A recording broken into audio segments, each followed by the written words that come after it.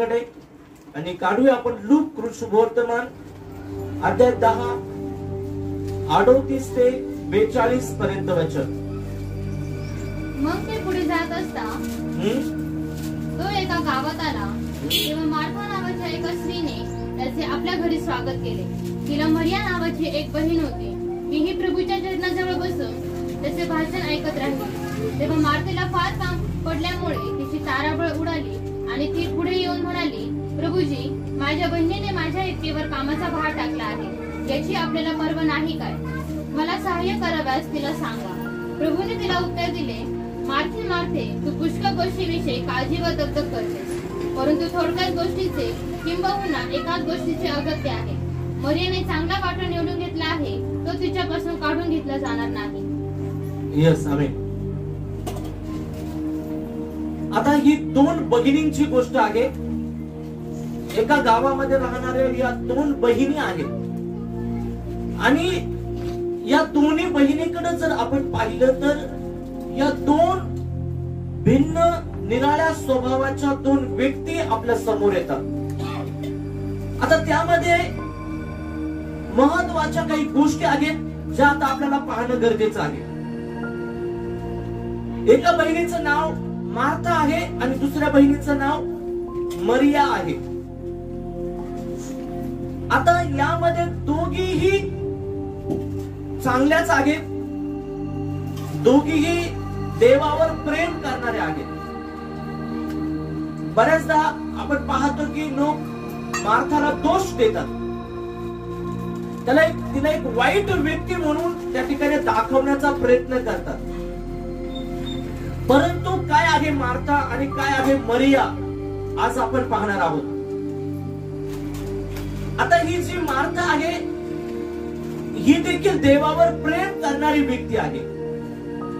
ज्या वेळेस येशू तिच्या गावामध्ये आला त्यावेळेस तिने येशूला विनंती केली आणि येशूला तिच्या घरामध्ये तिने बोलवलं आणि इतकंच नाही तर येशूचं आगत स्वागत देखील तिने केलं. जर तिला येशू पसंत नाही, जर तिचा येशूवर विश्वास नाही तर तिने येशूला आपल्या घरी बोलवलं असतं का? नाही. त्याचं आगत स्वागत तिने केलं असतं का? या ठिकाणी हिने स्वतः येशूला बोलवलं आहे आपल्या घरामध्ये आणि इतकंच नाही तर त्याचं आगत स्वागत देखील केलं आहे. आनंदाने येशूला तिने आपल्या घरामध्ये घेतलं आहे. आता दुसरी गोष्ट महत्वाची तिच्याकडे पाहिल्यानंतर दिसते की तिने येशूला घरामध्ये बोलवलं आहे, येशूचं आगत स्वागत केलं आहे, परंतु लगेचच ती इतर कामांमध्ये व्यस्त झाली आहे. घरातले जे इतर काम आहेत ते करायला तिने सुरुवात केली आहे. दुसरे काम, आता येशू घरामध्ये बसलेला आहे, येशू घरामध्ये आहे आणि ही काय करत आहे? घरातली इतर काम आवरत आहे, इतर काम त्या ठिकाणी करत आहे. मग आता या मागे काय कारण आहे? इतर काम ती करत आहे. तिच्या घरामध्ये येशू आहे आणि ती इतर काम त्या ठिकाणी करत आहे. काय त्या मागचं कारण असू शकतं? तर जगाचा उद्धार करता स्वतः येशू, ज्याला घरामध्ये बोलवण्यासाठी लोक तरसतात, घेण्यासाठी, त्याला घरामध्ये घेण्यासाठी लोक तरसतात. मोठ्या झुंडी येशूच्या मागे आहेत. प्रत्येक व्यक्ती आग्रही आहे की येशूने आमच्या घरी यावं. मग आता हिने बोलवलं, येशूच्या घरामध्ये आला आहे आणि स्वतः येशू प्रभू जो अद्भुत कार्य करणारा आहे, अद्भुत मंत्री, सनातन पिता, राजांचा राजा, प्रभूचा प्रभू, आता तो येशू हिच्या घरामध्ये आहे.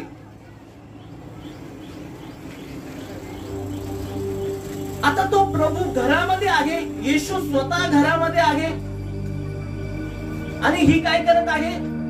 इतर काम करत आहे. ही आता इतर कामांमध्ये गुंतली आहे, इतर काम आता ती करू लागली आहे. मग इतर काम ती का करत आहे? जर तिने घरामध्ये येशूला बोलवलं आहे तर तिने येशू जवळ बसायला पाहिजे, येशू बरोबर बोलायला पाहिजे, येशू जे सांगत आहे ते ऐकायला पाहिजे, येशूकडे तिने लक्ष द्यायला पाहिजे. मग आता तिने घरामध्ये बोलवलं आहे, आगच स्वागत केलं आहे, परंतु थोड्या वेळातच लगेच ती आपल्या कामांमध्ये गुंतून गेलेली आहे. तर त्याच्या मागे कदाचित ही गोष्ट असू शकते की तिला येशूला व्यवस्थित ओळखता आलं नसावं, येशूला व्यवस्थित समजून तिला घेता आलं नसावं, किंवा येशू कोण आहे हे तिला नीटच समजलेलं नसावं. म्हणजेच काय की लोक येशूच्या मागे धावत आहे, येशूच्या मागे पळत आहे, हा एक प्रतिष्ठित व्यक्ती आहे, हा देवाचं वचन सांगणारा, लोकांना आरोग्याकडे आरोग्य देणारा. आणि मग जसं लोक याला सन्मान देत आहे, लोक याला बोलवत आहे, लोक याला हाक मारत आहे, आणि मग हा जसं इतर संदेश त्यांच्या मागे लोक धावत होते, पळत होते, इतर संदेश त्यांचा लोक सन्मान करत होते, मग तसाच एखादा हा पण असावा. एक प्रतिष्ठित व्यक्ती म्हणून कदाचित येशूकडे पाहत असावी, एक प्रसिद्ध व्यक्ती म्हणून कदाचित ती येशूकडे पाहत असावी. पण तो येशू जगाचा उद्धार करता आहे, तो येशू जगाचा तारण करता आहे, कदाचित हे तिला समजलं नसतं. दुसरी एक महत्वाची गोष्ट आहे की तिला येशूला न ओळखण्याचं कारण. आता पहा, येशू घरामध्ये आहे आणि ही काय करत आहे, इतर काम करत आहे, आणि इतर काम करत आहे आणि बडबड पण करत आहे तिच्या बहिणीविषयी. म्हणजेच काय आहे, तिला येशूपेक्षा इतर कामांना जास्त महत्व ती देत आहे, किंवा येशूपेक्षा इतर कामांचं महत्व तिला जास्त वाटत आहे. म्हणजे देवापेक्षा इतर कामाचं महत्व तिला जास्त वाटत आहे. आता जर ही व्यक्ती आत्मिक असली असती, ही जर धार्मिक असली असती, हिला खरा परमेश्वर कळत असला असता, किंवा हिने येशूला ओळखलेलं असलं असतं, तर हिने जगातल्या कामांना पहिलं प्राधान्य दिलं नसतं, किंवा जगातल्या कामांना तिने महत्व दिलं नसतं. तिने पहिले महत्व कोणाला दिलं असतं, येशूला दिलं असतं. परंतु आता ती त्या कामांना महत्व देत आहे, याचा अर्थ काय आहे, ती देहिक आहे. म्हणजेच आत्मिक जितक्या प्रमाणामध्ये ती पाहिजे तशी नाही आहे. आत्मिक मी यासाठी म्हणत आहे की जिला देवाचा आत्मा चालवतो, ज्या व्यक्तीला पवित्र आत्मा चालवतो, आणि मग जर आत्मिक आहे तर तो आत्म्याच्या गोष्टी ओळखतो. देहिक म्हणजे काय, देहिक म्हणजे जगिक जीवन जगणारा व्यक्ती, जगिक गोष्टींना महत्व देणारा व्यक्ती, दृश्य गोष्टींना महत्व देणारा व्यक्ती. मग आता ती त्या घरातल्या इतर कामांना महत्व देत आहे, धुणं भांड्यांना महत्व देत आहे, आणि त्या ठिकाणी त्या इतर जे काम आहे घरातले त्या गोष्टींना ती महत्व देत आहे. म्हणजेच जगिक तिचा स्वभाव या ठिकाणी दिसून येत आहे. मग जर जगिकता मनुष्यामध्ये असेल, जर जगिकता आमच्यामध्ये असेल, तर येशू आमच्या समोर जरी असेल, येशू आमच्या जवळ जरी असेल, तरी आम्हाला येशूला ओळखता येणार नाही. आज अनेक लोकांचा प्रॉब्लेम तो आहे.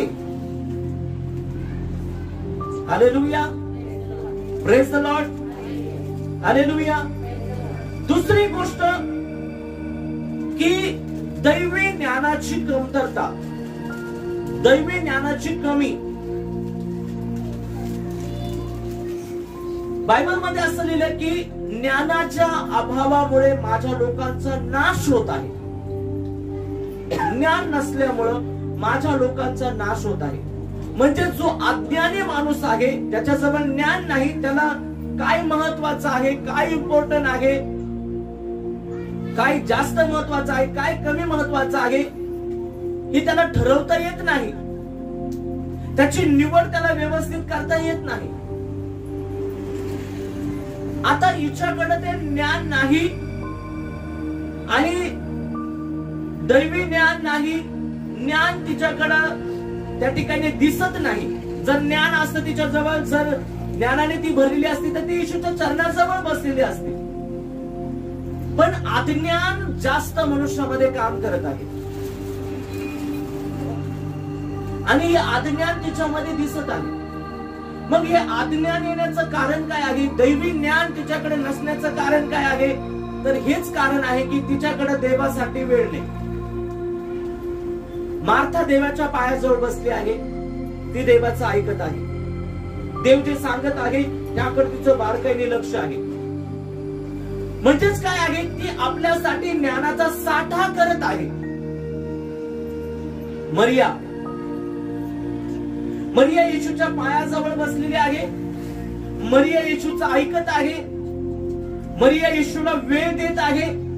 म्हणजेच ते काय, जे काही येशू सांगत आहे, येशू वचन बोलत आहे त्याकडे तिचं लक्ष आहे. पूर्ण चित्त तिने येशूकडे दिलेलं आहे आणि ती मरिया आपल्यासाठी ज्ञानाचा साठा साठवत आहे. दैवी ज्ञान, दैवी सामर्थ्य ती साठवत आहे. परंतु मार्था इतर कामांमध्ये आहे आणि हे नेहमीच चित्र असावं. हिला देवाच्या पायाजवळ बसायला, देवाला देण्यासाठी हिच्याकडे वेळ नाही. हिच्याकडे इतर सगळ्या कामांसाठी वेळ आहे, इतर सगळ्या गोष्टींसाठी तिच्याकडे वेळ आहे, पण देवासाठी तिच्याकडे वेळ नाही. आणि म्हणून देवासाठी वेळ नाही, म्हणून दैवी ज्ञान तिला प्राप्त होत नाही. आणि दैवी ज्ञान प्राप्त न झाल्यामुळे तिला देवाला ओळखता देखील येत नाही, देवाला समजून घेता येत नाही आणि त्याच्यावर पाहिजे तेवढा विश्वास त्या ठिकाणी टाकता येत नाही. Hallelujah, praise the Lord, praise the Lord, praise the Lord. आणि मग तिच्या या अज्ञानामुळे काय होत आहे? तिच्या या अज्ञानामुळे दोन महत्वाच्या गोष्टी घडत आहेत. एक आहे की ती स्वतःचं नुकसान करून घेत आहे, कारण जगाचा उद्धार करता तिथं बसलेला आहे, तारण करता प्रभू बसलेला आहे. तर ते तारण तिला स्वीकारता येत नाही, तो उद्धार तिला स्वीकारता येत नाही, त्या प्रभूची कृपा तिला स्वीकारता येत नाही. दुसरी गोष्ट काय होत आहे? ती प्रभूला म्हणत आहे, प्रभू तिला सांगा, तिने सगळ्या कामाचा भार माझ्यावर टाकला आहे, तिला सांगा आता माझी मदत करा. म्हणजे मी तर तुमच्या पायाजवळ बसणार नाही, मी तर आराधना करणार नाही, पण तिने पण नाही केली पाहिजे. तिला उठवा तिकडून. म्हणजे काय घडत आहे? ती स्वतः देवाला वेळ देत नाही आणि जे देवाच्या पायाजवळ बसलेले आहेत त्याला पण उठवत आहे. पहा किती अवघड ही गोष्ट आहे. ती स्वतः देवाच्या चरणाजवळ नाहीये, ती स्वतः देवाच्या पायाजवळ नाहीये आणि जे बसलेले आहेत, जे त्यांचं ध्यान जे देवाकडे लावत आहेत, जे आराधनेमध्ये ध्यान लावत आहे, प्रार्थनेमध्ये ध्यान लावत आहे, त्यांना पण तिथून उठवायचं. हे चल कुठं ते काम करायचं आहे, आधी ते महत्वाचं. इथं काय बसलंय? म्हणजे ते स्वतः प्रार्थना करू शकत नाही, स्वतः देवाबरोबर चालू शकत नाही आणि दुसऱ्यांना चालू देत नाही, दुसऱ्यांना पण आडकळण करतात. आणि बायबल मध्ये लिहिलेलं आहे, जो यांच्यापैकी लहानातील एकाला आडकळण करेल त्याच्या गळ्यात जात्याची तळी बांधून त्याला समुद्रात टाकणं बरं आहे.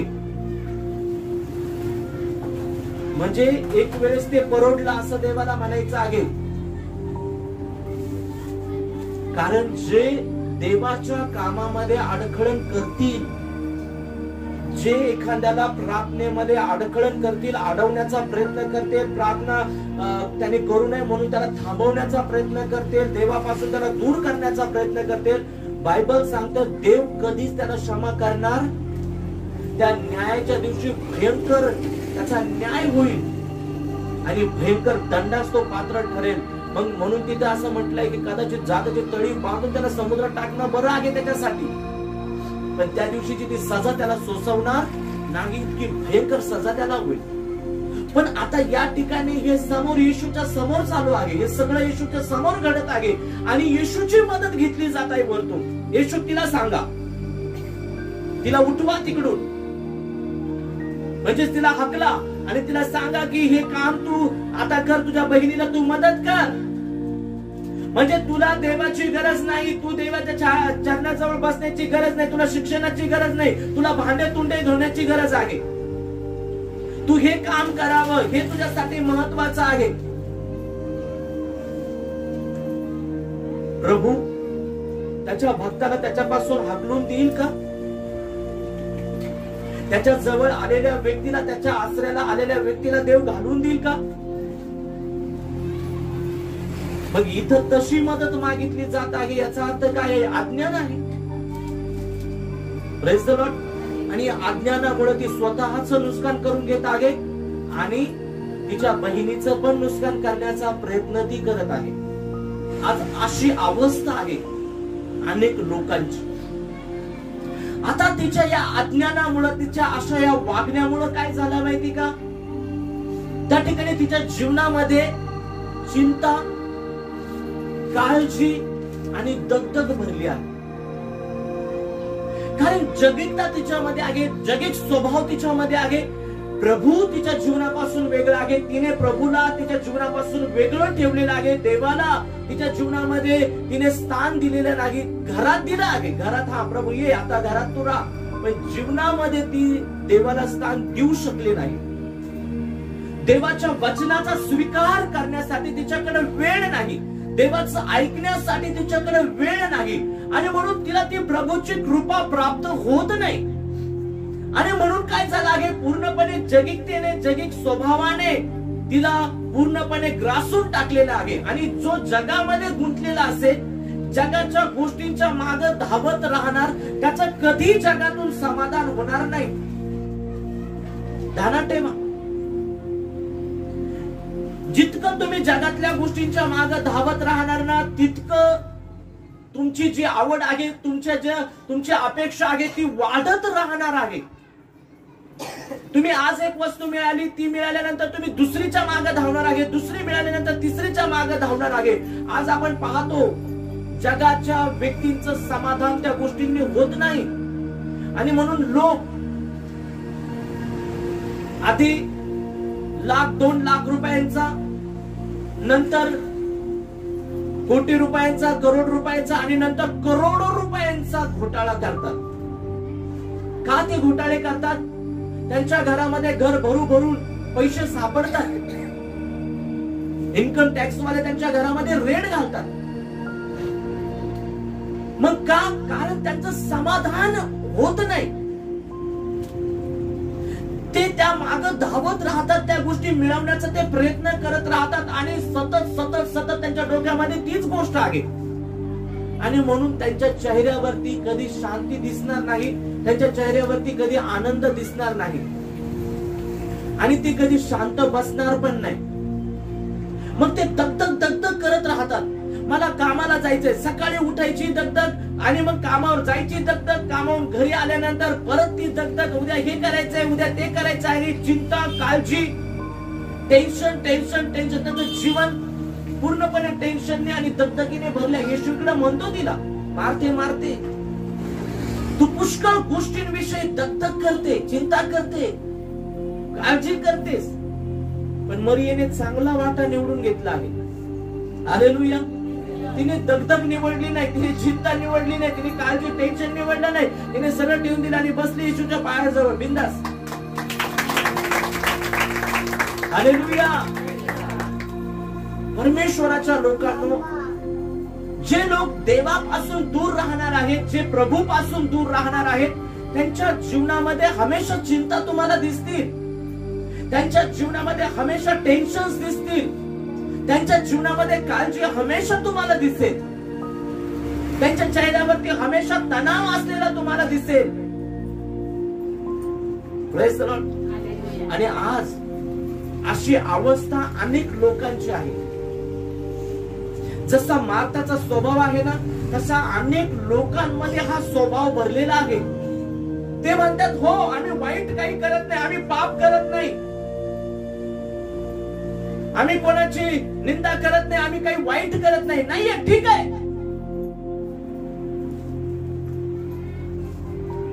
मग ती येशूला आपल्या घरामध्ये बोलवतं.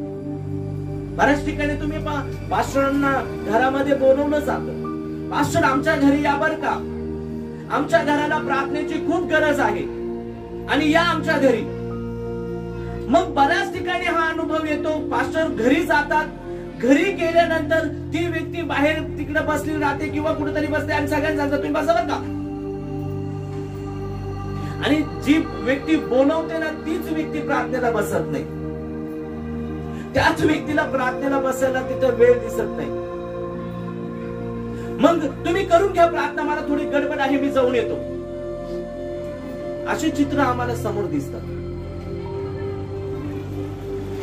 म्हणजे स्वागत करत आहे, येशूला बोलवत आहे, येशूला जवळ घेत आहे, त्या ठिकाणी घरामध्ये बोलवत आहे, आमंत्रण घरामध्ये देत आहे. परंतु येशूला जो वेळ द्यायला पाहिजे, येशूचं ऐकायला पाहिजे, येशूला जीवनात घ्यायला पाहिजे, ते त्यांना घेता येत नाही. घरात घेता पण जीवनात घेत नाही.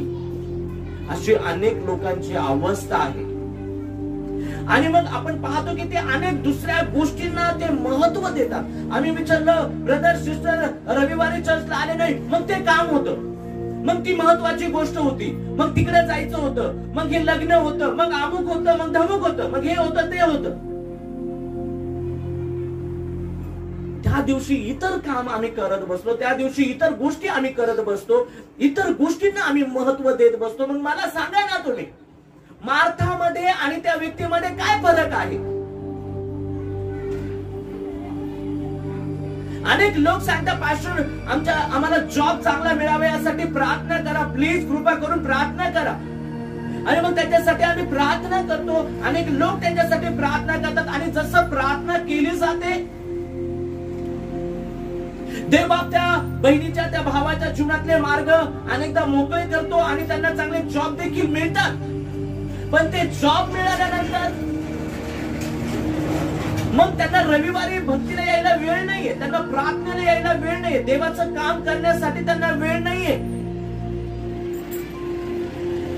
देवाचं वचन सांगण्यासाठी त्यांना वेळ नाहीये, सेवेसाठी त्यांना वेळ नाहीये. मग त्या गोष्टींना ते महत्व देत बसतात, त्या गोष्टींच्या मागे ते धावत राहतात. परमेश्वराच्या लोकांना हे योग्य आहे का?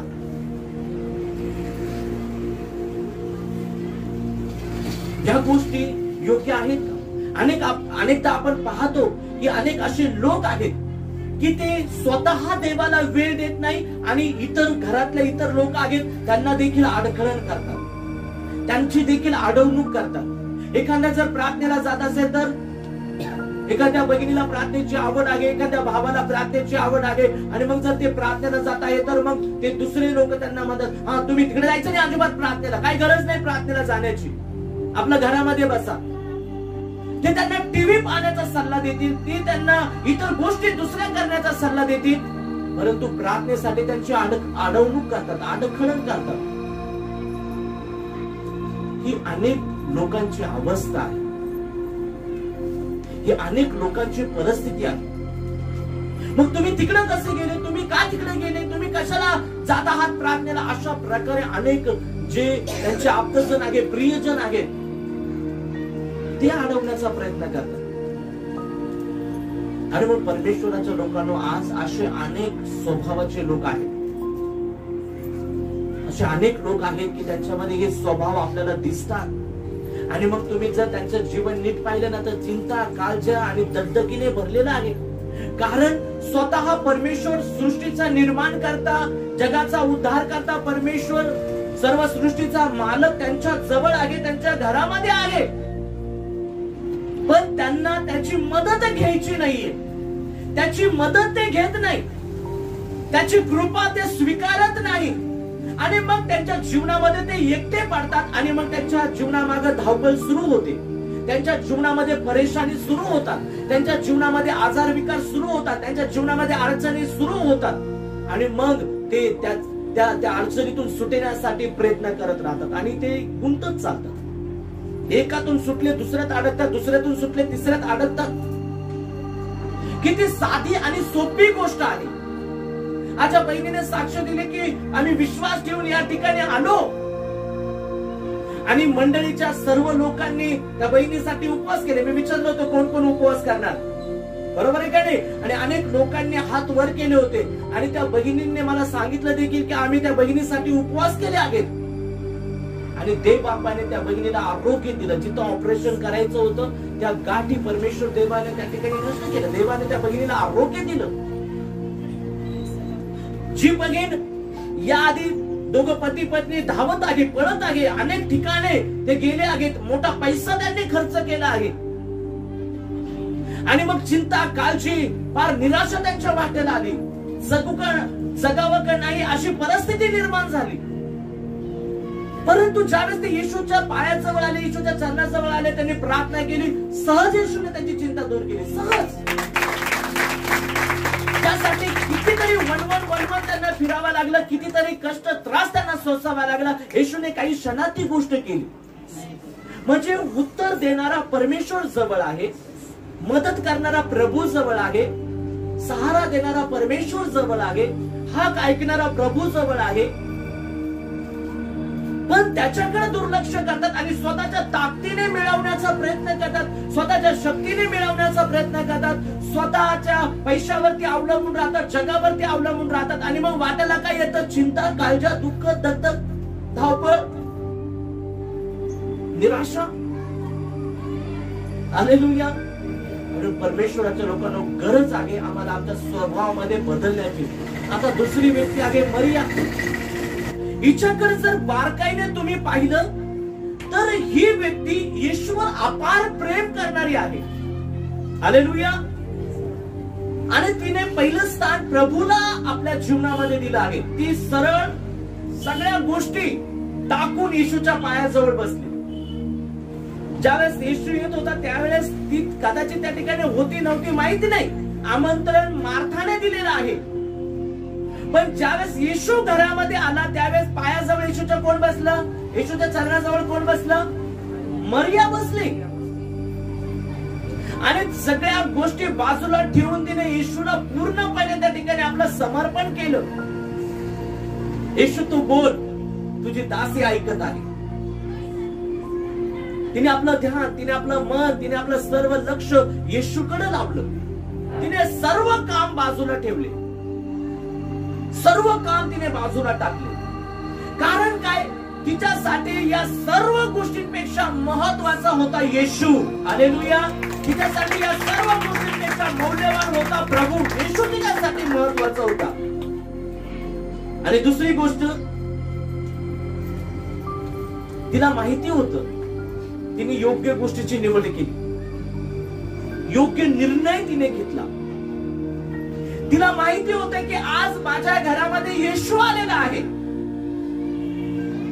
मग जर येशू निघून गेला तर काम काय आहे? नंतर करायचेच आहे, घरातलेच काम आहेत, धुणं भांडे आहेत, घरातलेच काम आहे, घरातलाच लोड आहे. मग येशू गेल्यानंतर बसा ना करत.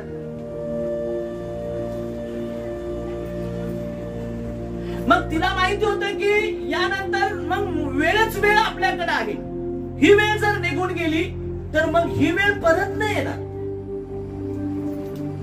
परत माहित नाही येशू कधी आपल्या घराकडे येणार. पण हे काम आपण कधी पण करू शकतो, हे काम आपण नंतर पण करू शकतो. यानंतर आपल्याकडे वेळच वेळ आहे काम करण्यासाठी. आणि म्हणून तिने पहिलं स्थान प्रभूला त्या ठिकाणी दिलं. ती येशूच्या पायाजवळ, येशूच्या चरणाजवळ ती बसली. हालेलुया. तिने दगदग केली नाही. तिने दगदग, तिने त्या ठिकाणी चिंता, काळजी त्या ठिकाणी ती करत बसली नाही. तिने आपलं मन शांत ठेवलं. तिने आपलं चित्त जे आहे ते शांत ठेवलं आणि आपलं पूर्ण लक्ष तिने येशूकडे लावलं. आपलं पूर्ण ध्यान तिने प्रभूकडे लावलं. हालेलुया. आणि म्हणून पवित्र शास्त्र सांगते की येशूने देखील तिची प्रशंसा केली. येशूने तिच्या या वागण्याचं कौतुक केलं. येशूने तिच्या या वागण्याबद्दल तिला शाबासकी दिली. काय केलं तिने असं विशेष? ती येशूच्या पायाजवळ बसली, येशूच्या चरणाजवळ बसली. येशू जे बोलत आहे तिने ते सर्व काही ऐकून घेतलं. जगातल्या कामांपेक्षा पहिलं स्थान तिने येशूला दिलं. तिने येशूवर विश्वास केला, तिने येशूवर भरोसा केला, येशूला तिने महत्व दिलं, येशूला तिने आपल्या जीवनामध्ये घेतलं. हालेलुया. आणि म्हणून पवित्र शास्त्र सांगते की येशूने तिच्या या वागण्याचं कौतुक केलं. येशूने तिला शाबासकी दिली आणि तिला आशीर्वादित केले. Praise the Lord. Hallelujah, hallelujah, hallelujah. त्या ठिकाणी येशू मार्थाला म्हणाला, मार्था तू पुष्कळ गोष्टींविषयी काय करते? काळजी करते, चिंता करते, दगदग करते. येशूने तिला या ठिकाणी दोष दिला. तू पुष्कळ गोष्टींविषयी चिंता, काळजी, दगदग करत राहते. इतर कामांना तू महत्व दिलेलं आहे. म्हणजे याचा अर्थ काय आहे? तू इतर कामांची निवड केली आहे. जसं मरियेने चांगला वाटा निवडून घेतला आहे, तू काय केलं आहे? तुझ्या जीवनासाठी दगदग, चिंता आणि काळजी तू निवडून घेतलेली आहे. Hallelujah, hallelujah. आणि मार्थाने काय केलं आहे? चांगला वाटा निवडून घेतलाय. चांगला वाटा म्हणजे काय? येशूच्या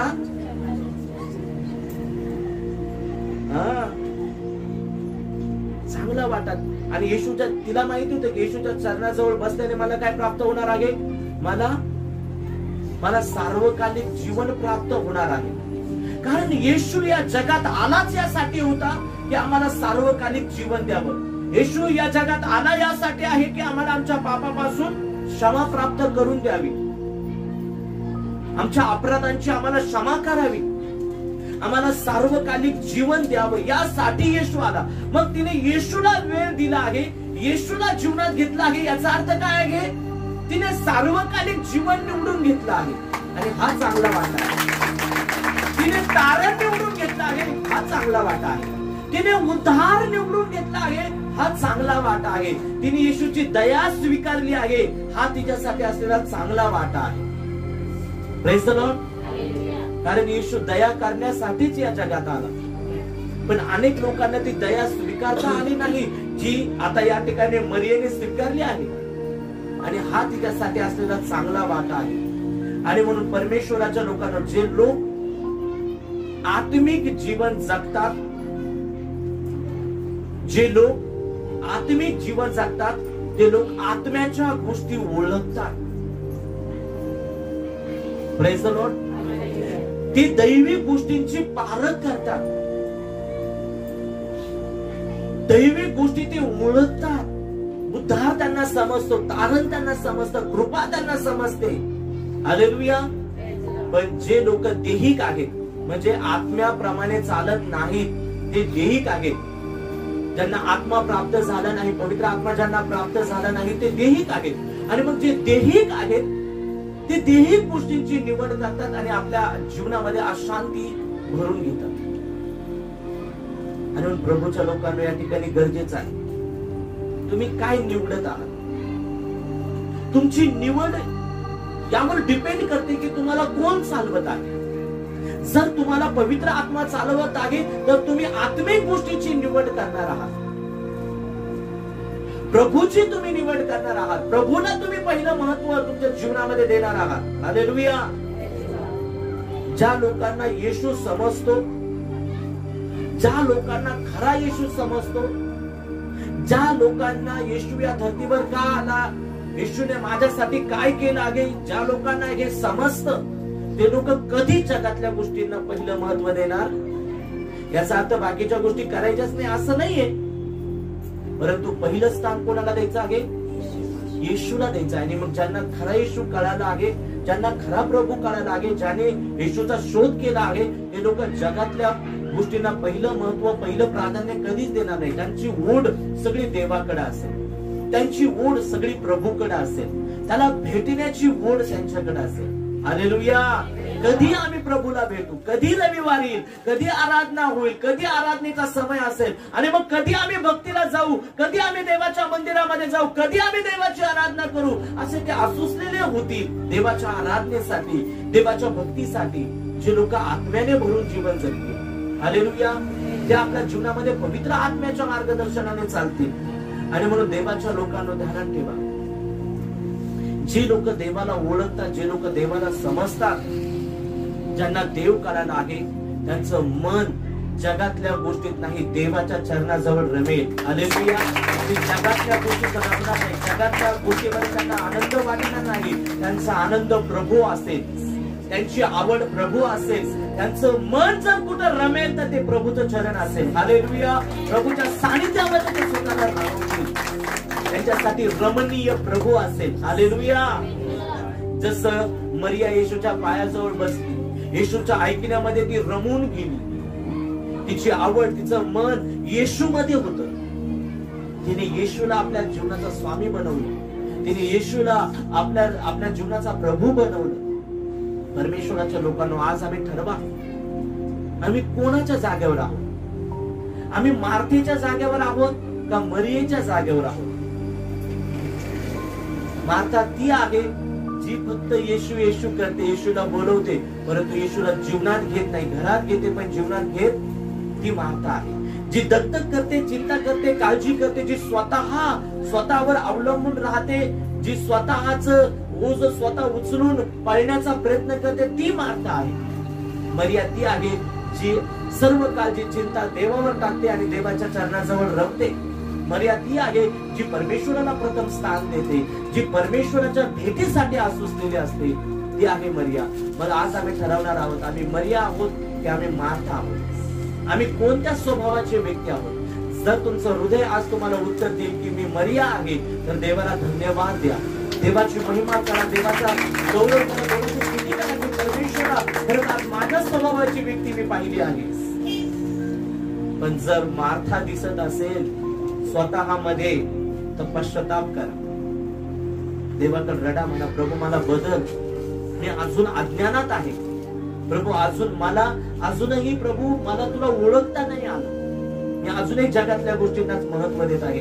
हा परमेश्वर देव तुम्हाला मार्गदर्शन करेल, पवित्र आत्मा तुमची अगुवाई करेल, तो मार्गदर्शन करेल आणि तो तुम्हाला देवाच्या पायाजवळ, चरणाजवळ घेऊन जाईल. हालेलुया. जिथं तुमचं मन रमेल. Praise the Lord. परमेश्वर परवा असलं वचन झालेलं संदेश समजण्यासाठी देवा बापाला सहाय्य करूयात. परमेश्वर देवा सर्वांना आशीर्वादित करू.